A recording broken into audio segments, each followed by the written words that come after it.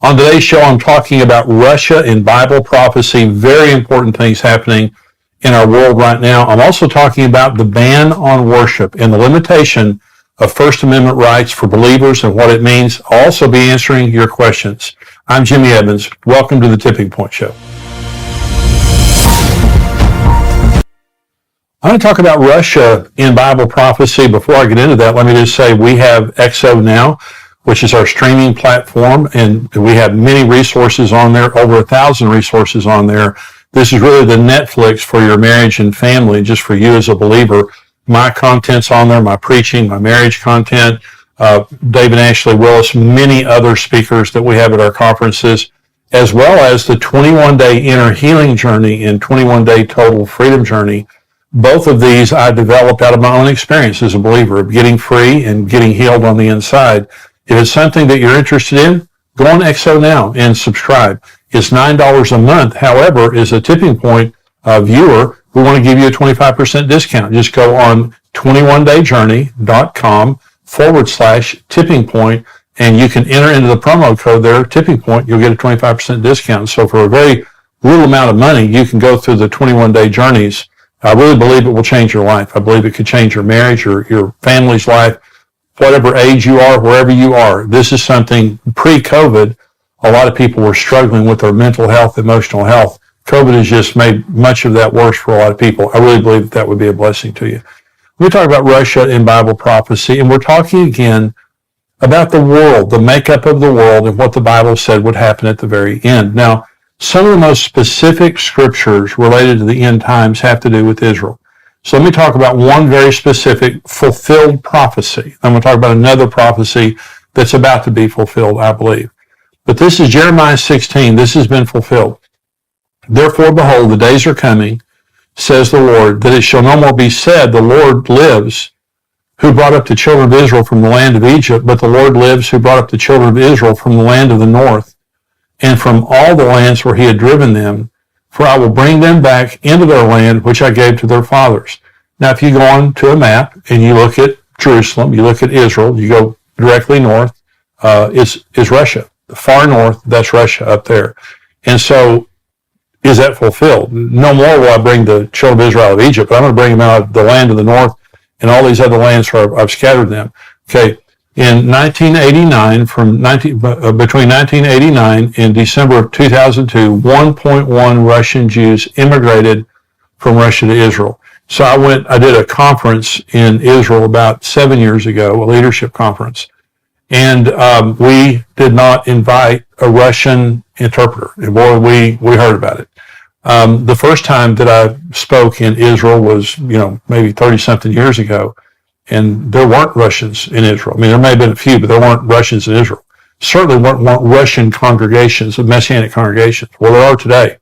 And so a lot of the Russian Messianic Jews wanted to come to our conference, but they couldn't. They're all over Israel. So this is a fulfilled prophecy. Now we can say it's not just God who delivered the Jews out of Egypt or out of Babylon, but now God has delivered the Jews from the north, the land of the north, from Russia, and from all the other nations where they had been scattered. This is a fulfilled prophecy. Okay, well, here's another prophecy, and you've heard me talk, if you've heard me talk much at all, about the Gog and Magog war. Now, this has not happened, but it's going to happen here pretty quick. I want to tell you how I believe it could all take place. But this is Ezekiel 38, and this is Ezekiel now prophesying a war that's going to be Russia. It's going to be Iran. It's going to be Syria. It's going to be Turkey. It's going to be Libya. It's going to be the Sudan or the area around old Ethiopia. Those kinds of nations that are aligned in their beliefs and in their opposition to Israel. And so Ezekiel 38, now the word of the Lord came to me saying, Son of man, set your face against Gog, that's a person, of the land of Magog, that's the land, the prince of Rosh, Meshech, and Tubal, and prophesy against him and say, Thus saith the Lord God, Behold, I am against you, O Gog, the prince of Rosh, Meshech, and Tubal. I will turn you around, put hooks in your jaws, and lead you out with all your army, horses, and horsemen, all splendidly clothed, a great company with bucklers and shield, all of them handling swords. Persia, that's Iran. Ethiopia, that's the Sudan, that area around there.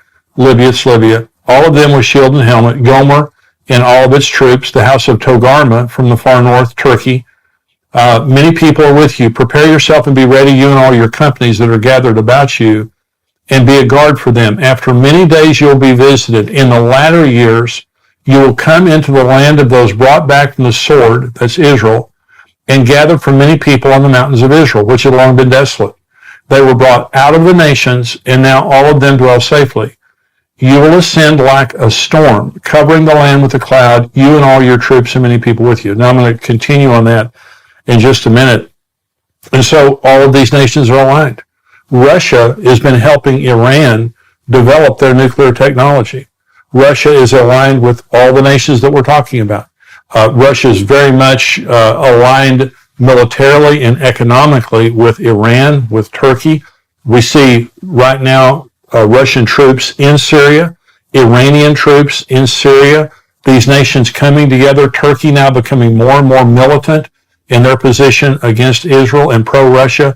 All these things are happening right before our very eyes. I'm going to talk about in just a minute about how I believe this will be provoked.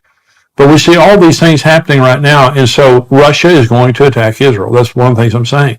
There's going to be a Russian-Muslim alliance, and they're going to attack Israel. So let me talk specifically about Russia. You say, well, why would Russia attack Israel? Well, to gain a military advantage, a strategic advantage. Israel is a very, very strategic, literally, Israel's the crossroads of the world. Africa, the Middle East, Europe, Asia, this is the center of it right there with a Mediterranean seaport.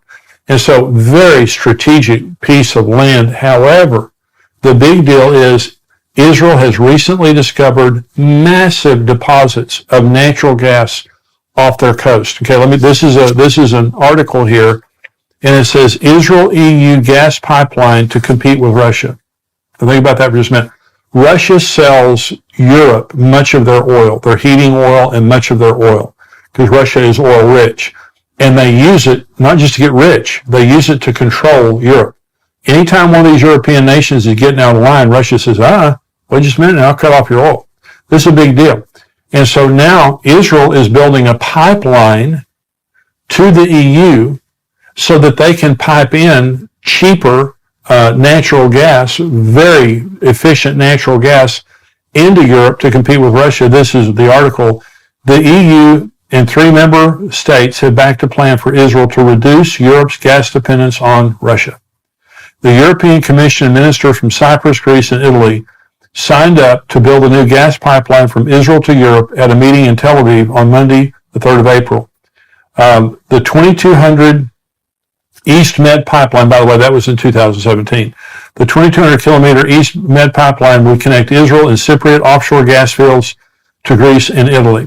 Okay, and this goes on to talk about just the incredible benefit this would be to Europe to lessen their dependency. Okay, let me continue to read Ezekiel 38, because the first portion that I read to you there was talking about Russia and these Russian-aligned nations are going to attack Israel. Now it's going to tell you why.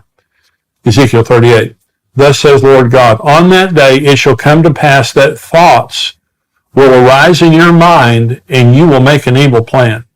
You will say, I will go up against the land of unwalled villages.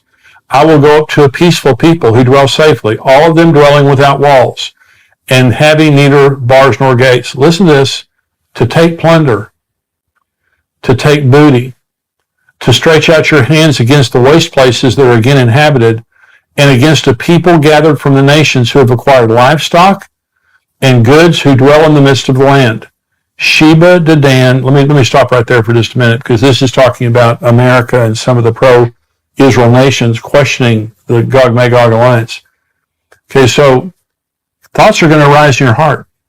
First part of the text I read to you says, I'm going to put a hook in your jaw. God says, I'm going to provoke this. A hook was an animal hook. And when a farmer had an animal that was stubborn like a mule, they put a hook in its mouth and drug it around. And so God is saying, you don't have a choice in the matter. I'm going to provoke you. I'm going to put a hook in your jaw, all of you, and I'm going to drag you down the mountains of Israel. I'm going to destroy you myself. Now here it's saying, thoughts are going to arise in your heart. You're going to have these thoughts that come to your mind that say, you know something? All that stuff that Israel has, they don't deserve it. We need to deal with the Middle East problem right now. But we need that stuff. And they're taking money out of our pocket. That natural gas that they're sending to Europe, they're lessening Europe's dependence upon us, and that hurts us financially, and it hurts us politically. And so thoughts are going to rise in your heart, and you're going to come down to take plunder, to take booty, and to come against people who now have gathered back into the land, and these are rich people. Well, let me say several things. The first time I was in Israel was probably around 1985, something like that. When I was in Israel in 1985, they said Israel was the 5th largest exporter of agricultural produce in the world. The Israelis invented drip irrigation. They can grow stuff that you can't even imagine how rich the land is. It blossomed like a rose. That's another Old Testament prophecy that came true when Israel came back to the land. It is the most rich, abundant land you've ever seen in your life. The Dead Sea has over 1 billion tons of chemicals in it. We swam in the Dead Sea. You don't swim in the Dead Sea. You just kind of lay on top of the water. It's like motor oil. It is 1 billion tons of chemicals, fertilizers, medicines, all kinds of things that are made out of those right there. The Dead Sea alone is worth an absolute fortune. Then you have the natural gas. You have all the other things, the technologies. Israel is known for its technologies. So Russia is sitting there at some point in time, and thoughts are going to rise in their heart, and they're going to come down to take booty. Now, this is the rest of the text.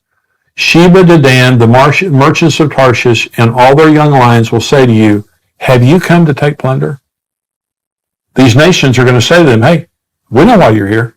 Have you gathered your army to take booty, to carry away silver and gold, to take away livestock and goods, to take great plunder?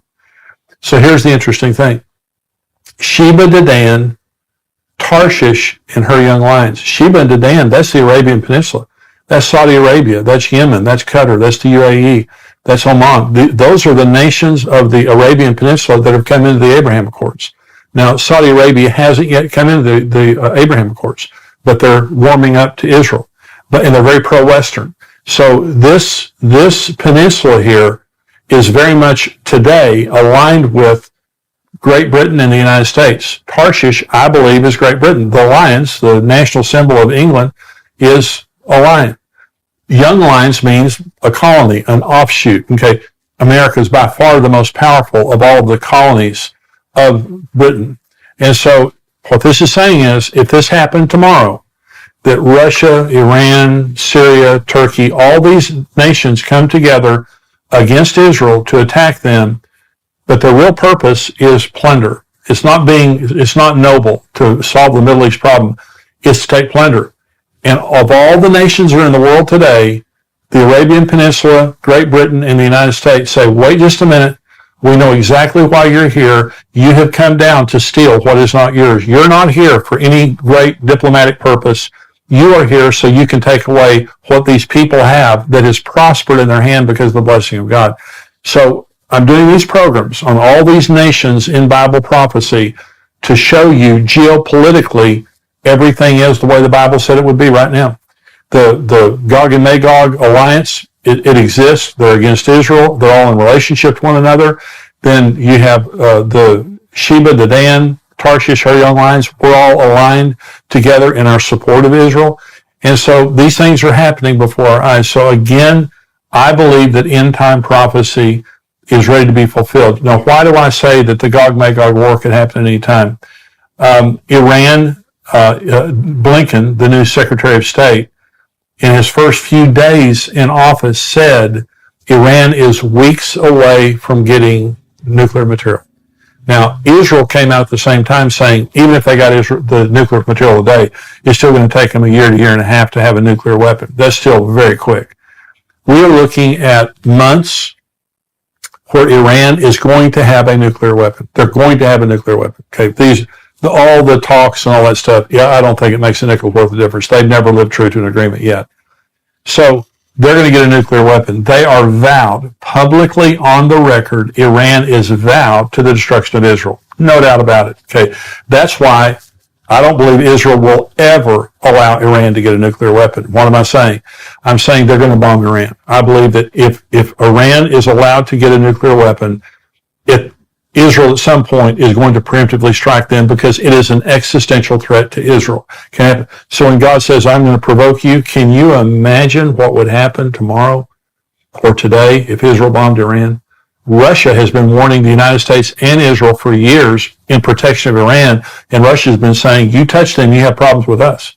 So if Israel preemptively struck Iran to keep them from getting a nuclear weapon, I believe, my personal opinion is, and I put this in my book, The Tipping Point, I personally believe that could begin the Gog and Magog war. One way or the other is going to happen. One way or the other, all of the